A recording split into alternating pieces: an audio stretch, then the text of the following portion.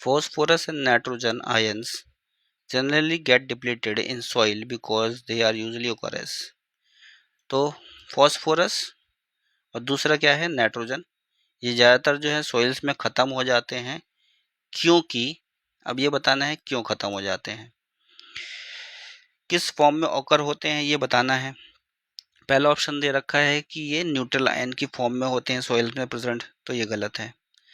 दूसरा है negatively charge ion की फॉर्म में प्रेजेंट होते हैं, तो ये वाला आंसर जो है बिल्कुल सही है। नेगेटिवली चार्ज आयन के फॉर्म में ये प्रेजेंट्स होते हैं, जैसे फॉस्फोरस जो है वो किस फॉर्म में होता है, फॉस्फेट फॉर्म में, ठीक है, मतलब कि PO4 3- इस फॉर्म में होता है। नाइट्रोजन की बात करें तो नाइट्रोजन जो होता है नाइट्रेट की फॉर्म में सॉइल में प्रेजेंट रहता है,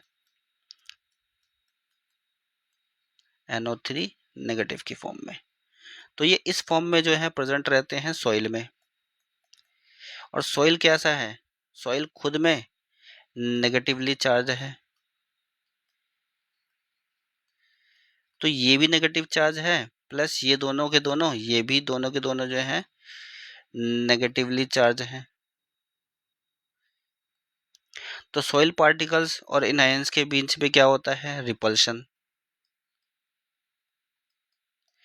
अब मान लो बारिश हो गई, रिपल्शन तो पहले से ही हो रहा था, बारिश हो गई तो बारिश जो है इन दोनों को ही लेकर के बह जाती है, ठीक है, तो ये इस वजह से डिप्लेशन हो जाता है सॉइल में, सॉइल में इसकी कमी हो जाती है, ठीक है। तो नेगेटिवली चार्ज जो है वो राइट आंसर है, पॉजिटिवली चार्ज नहीं, बोथ पॉजिटिव नेगेटिव चार्ज, ठीक है, ये भी नहीं।